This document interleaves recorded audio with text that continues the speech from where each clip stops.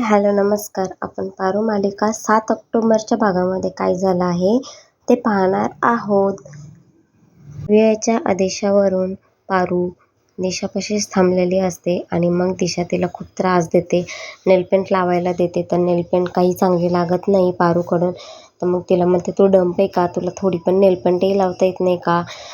तिला पुन्हा सँडलही उचलायला लावते, पायापाशी ठेवायला लावते आणि म्हणते की आता तू बघ, फक्त माझं प्रीतमचं आणि माझं लग्न होऊ दे, मग मी तुमचे हाल काय करते ना ते बघ. त्या प्रीतमला तर कुत्र्यासारखं माझ्या मागं शेपटी हलवत फिरवणार आहे आणि तुझे तर काय हाल करणार ना, हे तर तू आयुष्यातही विचार केला नसेल, असे तुझे मी हाल करणार आहे. आणि तो आदित्य, त्यालाही चांगलंच दाखवणार आहे, फक्त एकदा माझं लग्न होऊ दे. मग पारू बोलते की कशावरून तुमचं लग्न होणारच आहे, तुमच्या मनात खूप जास्त पाप आहे, त्यामुळे तुमचं लग्न होऊच शकणार नाही आणि ते आम्ही होऊ देणार नाही असं म्हणलेली असते. ते सर तुमचं कधीच लग्न प्रीतम सरांसोबत होऊ देणार नाही, त्याच्यासाठी ते काहीही करायला तयार आहेत.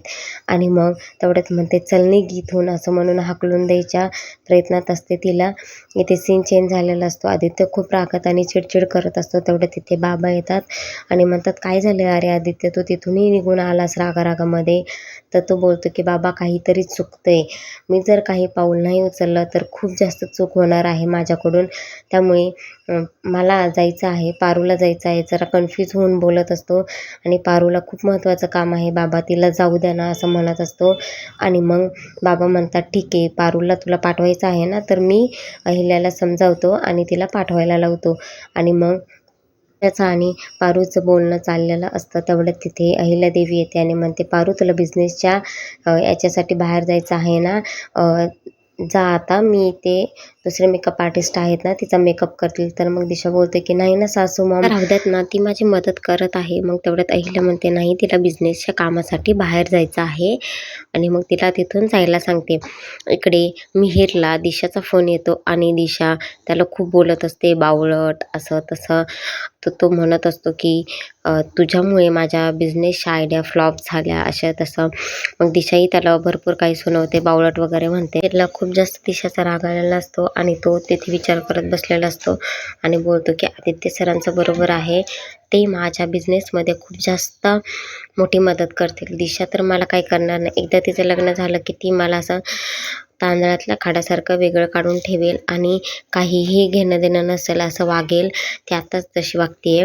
त्यामुळे मग मिहिर म्हणतो की मी आदित्य सरांना दिशाला एक्सपोज करण्यासाठी सगळे डॉक्युमेंट्स घेऊन जायला तयार आहे. आणि मग तो रेडी होतो आणि सगळे डॉक्युमेंट्स भरत असतो.